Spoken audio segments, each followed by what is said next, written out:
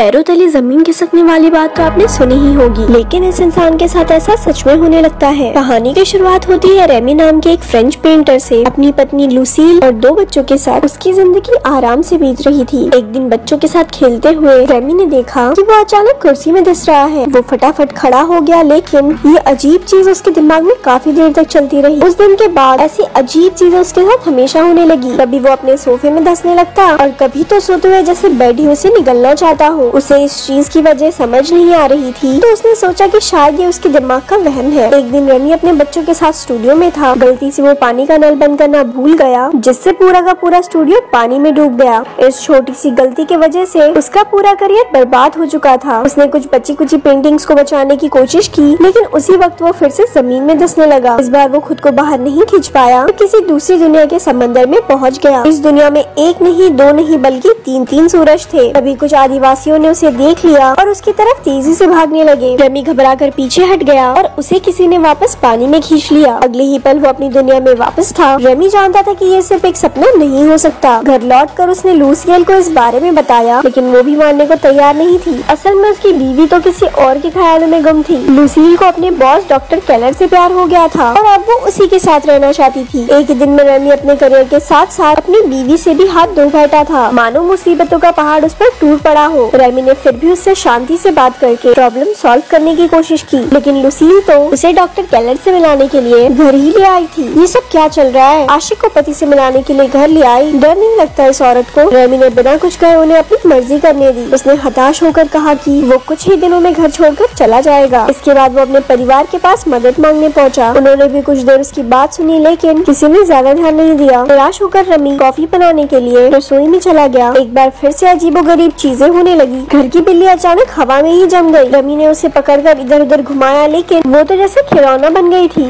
उसने अपने परिवार को आवाज लगाई, लेकिन उसे एहसास हुआ कि उसके आसपास की सारी चीजें थम सी गई है। समय एक ही जगह पर रुक चुका था। जमीन भी धीरे धीरे लिक्विड बनने लगी और रेमी एक बार फिर से उसमें धंसता जा रहा था। आँख खुली तो उसने देखा कि वो जंगल के बीचों बीच था। उसने आगे चलकर देखा कि कुछ आदिवासी जानवर को मारकर पका रहे थे। उसने उनसे मदद मांगी, लेकिन वो रेमी को ही अपना खाना बनाने के लिए उसके पीछे भागने लगे। रेमी भी अपनी जान बचाने के लिए ट्रेन की स्पीड से भागा। कुछ ही देर में वो एक गांव में पहुंचा और एक गुफा में जाकर छिप गया। तभी एक जोरदार शक्ति ने उसे वापस खींच लिया और वो धड़ाम से जाकर अपने घर में गिरा। सारी रसोई में चीजें इधर उधर बिखर गई थी। उसके परिवार ने आकर देखा तो रेमी ने उन्हें समझाने की बहुत कोशिश की, लेकिन उन्हें लगा कि ये तो कॉफी में मिलाकर पीने लग गया है। बीवी छोड़ गई, सदमे में आ गया बेचारा। इसके बाद वो चक्कर खाकर वहीं गिर पड़ा। उसकी आंखें हॉस्पिटल में खुली, लेकिन वहाँ भी कोई फायदा नहीं हुआ। डॉक्टर्स भी उसकी बात पर विश्वास नहीं कर रहे थे। अगले दिन रेमी अपने स्टूडियो गया तो बैंक वाले क्लाइंट सब उससे पैसे वसूलने पहुँचे थे। अचानक से उन सब ने बोलना हिलना बंद कर दिया। इससे पहले कि रेमी को कुछ समझ आता, वो फिर से जमीन में धंसना शुरू हो गया। उसने खुद को रोकने की काफी कोशिश की, लेकिन वो तीसरी बार दूसरी दुनिया में पहुंच ही गया। वो एक पेड़ पर एक टोकरी में बैठा था और सभी आदिवासी उसकी तरफ खुशी से देख रहे थे। ऐसा लग रहा था कि मानो वो सब उसी का इंतजार कर रहे हो। इशारों इशारों में उसे समझ आया कि वो सब उसे उड़ता हुआ देखना चाहते थे। 50 रुपए दिए हैं, जब तक ये उड़ेगा नहीं मैं घर नहीं जाऊंगा। रेमी ने भी जोश में आकर उड़ने की कोशिश की, लेकिन मुंह के बल गिरा। उन्होंने जबरदस्ती उसे एक हरे रंग का जादुई फल खिला दिया, जिससे अचानक वो एक दूसरे की बातें आराम से समझने लगे। फिर कबीले के सरदार ने उन्हें समझाया कि वो आखिर उनकी दुनिया तक पहुंचा कैसे। असल में सभी आदिवासी चोटान नाम के एक भयानक राक्षस से परेशान थे। वो किसी को भी उठाता और मारकर खा जाता था। कबीले के विद्वानों ने पता लगाया कि उनकी एक पुरानी किताब के हिसाब से दूसरी दुनिया का एक आदमी ही उन्हें राक्षस से बचा सकता है। इसीलिए वो तंत्र मंत्र से उस हीरो को अपनी दुनिया में लाने की कोशिश में लगे थे। रेमी के साथ वो अजीबोगरीब घटनाएं भी इसीलिए हो रही थी क्योंकि वो ही उस कबीले का रक्षक है। लेकिन जो आदमी अपनी बीवी के आशिक को नहीं पीट पाया, वो राक्षस को क्या मारेगा? उसने कबीले की मदद करने से साफ इनकार कर दिया, लेकिन आदिवासियों ने उसका मन बनाने के लिए उसे एक चट्टान से उल्टा लटका दिया। फिर उसे एक गुफा में रखा गया, जहाँ बैठकर उसे राक्षस से लड़ने का प्लान सोचना था। भूख लगने के कारण रेमी ने जैसे ही वहाँ रखा एक तरबूज उठाया, वो वापस अपनी दुनिया में पहुँच गया। इस बार उसने लोगों को अपनी कहानी बताई ही नहीं। वो जानता था कि कोई यकीन ऐसे भी नहीं करेगा। इसके बाद वो एक लाइब्रेरी में जाकर अपने मुश्किल का हल गूगल से पूछने लगा, लेकिन गूगल के पास भी इसका कोई हल नहीं था। अब उसने भर भर के प्रोटीन लेना शुरू कर दिया ताकि वो ताकतवर बन के जोडैन को हरा सके। अगली बार वो दूसरी दुनिया में नए जोश के साथ पहुंचा। कबीले वालों ने उसे एक तलवार दी और जोडैन से बचने की तरकीब के बारे में पूछा। उसने सभी आदिवासी को एक नए गाँव में बसने को कहा और रास्ते में उनकी सुरक्षा करने का वादा किया। उनकी मान्यता थी कि जो भी गाँव के सरहद के बाहर कदम रखेगा उस पर आसमान से बिजली गिर जाएगी। रमी ने सबसे पहले सरहद पार करके दिखाई कि कुछ नहीं होगा और देखते ही देखते उसके पीछे सारा गाँव चलने लगा। अब सबको यकीन हो गया था कि रमी ही उनका हीरो है। कुछ घंटों बाद जोटाइन के 2 आदमी ने उनका रास्ता रोक लिया। उन्होंने सबको गाँव लौट जाने को कहा, लेकिन रमी ने उनका बहादुरी से मुकाबला किया और तुक्के से एक को तो मार भी दिया। कुछ देर बाद उन्हें खबर मिली कि जोटाइन उनके कबीले पर हमला बोलने वाला है। अपनी दुनिया में वापस आकर रमी ने युद्ध कला और इतिहास के बारे में किताबें पढ़नी शुरू कर दी। वो लड़ाई की तकनीक और तरकीबों के बारे में पढ़ने और समझने लगा। उसे एहसास हुआ कि युद्ध जीतने के लिए लड़ने वालों में जोश जरूरी है। अगली बार जब वो उनसे मिला तो उसने एक जबरदस्त भाषण देकर उनमें अपने और अपने परिवार के लिए लड़ मिटने का जज्बा भर दिया। कबीले का हीरो होने की वजह से रमी भैया को लड़कियों की कमी तो थी नहीं, लेकिन फिर भी वो किसी की तरह आँख उठाकर भी नहीं देखता, क्योंकि वो अभी भी अपनी पत्नी से प्यार करता था। कुछ देर बाद वो अपनी दुनिया में वापस आया और अपनी बेटी के साथ थोड़ा समय बिताने लगा। जब रमी कबीले में लौटा तो उसने देखा कि लड़ाई तो पहले ही छिड़ चुकी थी। वो लोग जोडान के आदमी से बुरी तरह हार रहे थे और लोगों को मरने से बचाने के लिए वो वापस उन्हें अपने ठिकाने पर ले आया। इसके बाद रमी ने उन सबको आगे का प्लान बताया। अगले दिन वो सो रहे दुश्मन सैनिकों के पास गया और उनकी बेइज्जती करनी शुरू कर दी। किसी को थप्पड़ दिए तो किसी को चढ़ाया और सबको अपने पीछे लगा लिया। उसका प्लान सही जा रहा था। दुश्मन सैनिक उसका पीछा करते हुए खाली जमीन पर आ गए और वही रमी ने अपनी सेना को वार करने का ऑर्डर दे दिया और खुद भागकर एक खोखले पेड़ में छुप गया। आदिवासी ने तीरों से हमला कर दिया, जिसमें आधे दुश्मन मारे गए और बाकी मैदान छोड़कर भाग निकले। सबने रमी के सामने सर झुकाया, क्योंकि वो ही उनका असली हीरो था। युद्ध के बाद वो सब एक नई जमीन पर बस गए। रमी अब उनका राजा बन चुका था। अपनी मॉडर्न नॉलेज से उसने गाँव में काफी नई नई चीजें बनवाई। धीरे धीरे उन्होंने बहुत तरक्की कर ली। वहाँ रमी को एक भगवान की तरह पूजा जाता और वो हर समय लड़कियों से घिरा रहता। वहाँ रहकर उसने एक मोनालिसा जैसी पेंटिंग भी बना डाली। देखते ही देखते 6 महीने बीत गए और इतने समय से राजा रहने के बाद रमी थोड़ा बदल चुका था। पहले वो लुसील के बॉयफ्रेंड गैलर से डरता था, लेकिन अब तो उसे देखकर गैलर के पसीने छूट जाते थे। एक दिन उन दोनों में हाथापाई भी हो गई और उसे पीटकर रमी को बहुत शांति मिली। वक्त के साथ साथ रमी की सफलता उसके सर पर चढ़ गई थी। वो अपने लोगों के साथ गुलामों जैसा बर्ताव करने लगा। लोगों ने कुछ महीने तक तो उसके ऑर्डर्स चुपचाप माने, लेकिन बाद में उन्होंने उसके खिलाफ बोलना शुरू कर दिया। जब रमी को इसकी भनक लगी तो उसने लोगों से बात करने की कोशिश की। उन्होंने कहा कि वो उनसे काम ज्यादा करवाता है और पैसे बहुत कम मिलते हैं। अब उनको आलीशान महलों की नहीं, बल्कि लोगों की जिंदगी सुधारने की जरूरत है। रमी ने उनसे समझौता करने की कोशिश भी की, लेकिन कोई फायदा नहीं हुआ। अब पानी उनके सर से ऊपर जा चुका था। विरोधियों ने उसे बंदी बनाकर गांव से बाहर फेंक दिया। इस घटना के बाद उसने अपना सबक सीख लिया था। अपनी दुनिया में वापस आकर रमी ने एक दोस्त से मदद मांगी ताकि वो फिर से अपना स्टूडियो शुरू कर सके। उसने घमंड को अपनी जिंदगी से बिल्कुल निकाल फेंका। उसकी जिंदगी में डेल्फिन नाम की एक औरत आ गई और दोनों एक दूसरे को पसंद करने लगे। लेकिन जैसे ही डेल्फिन ने पहली बार रमी को किस किया, वो एक बार फिर से दूसरी दुनिया में पहुंच गया। गांव के लोगों ने एक बार फिर से उसे बुलाया था, क्योंकि मान्यता पूरी करने के लिए जोटाइन को मारना जरूरी है। हालांकि रमी इस सब में नहीं पड़ना चाहता था, लेकिन उन लोगों ने जबरदस्ती उसे जोटाइन की गुफा में धक्का दे दिया। लड़ाई के दौरान ऐसा लगने लगा कि अब तो रमी की खैर नहीं। उसने भाला उठाकर यूं ही कहीं भी फेंक दिया और वो सीधा जाकर जोटाइन की छाती में लगा। राक्षस को मरा हुआ देखकर सभी खुशी से झूम उठे और आखिरी रस्म की तैयारी शुरू हो गई। असल में आखिरी रस्म ये है कि उन्हें रमी को मारकर खाना होगा। जैसे ही रमी को पता चला, वो जान बचाकर जंगल की तरफ भागा। लेकिन जिस बुड्ढे ने उसे तंत्र मंत्र से इस दुनिया में खींचा था, उसने एक तिलस्मी चीज को आग में फेंक दिया, जिसके बर्बाद होते ही रमी कभी अपनी दुनिया में लौट नहीं पाएगा। वो जल्दी पकड़ा गया और मरने ही वाला था, लेकिन भीड़ में मौजूद कुछ लोगों ने उस जलती हुई तिलस्मी चीज को उठाकर पानी में फेंक दिया। इसी वजह से वो वापस अपने परिवार के पास अस्पताल में पहुंच गया। लुसील और डेल्फिन दोनों वहीं मौजूद थी। जब डेल्फिन को पता चला कि अभी उनका डाइवोर्स फाइनल नहीं हुआ है, तो उसने फिलहाल रमी से दूर रहना ही सही समझा। उसे मरता देखकर लुसील को एहसास हुआ कि वो अभी रमी से ही प्यार करती है और वो बॉस के साथ चक्कर तो उसकी बहुत बड़ी गलती थी। कितनी दोगली औरत है ये। लेकिन अपने सख्त लौंडे रमी ने कहा, ओके दीदी बाय। उधर दूसरी दुनिया में आदिवासियों ने रमी का बहुत बड़ा स्टेचू बनाकर अपने हीरो के रूप में उसे याद किया। आखिर में हम देखते हैं कि लुसील और रमी एक बीच पर अपने बच्चों के साथ थे। उन्होंने एक बार फिर से एक नई जिंदगी की शुरुआत की।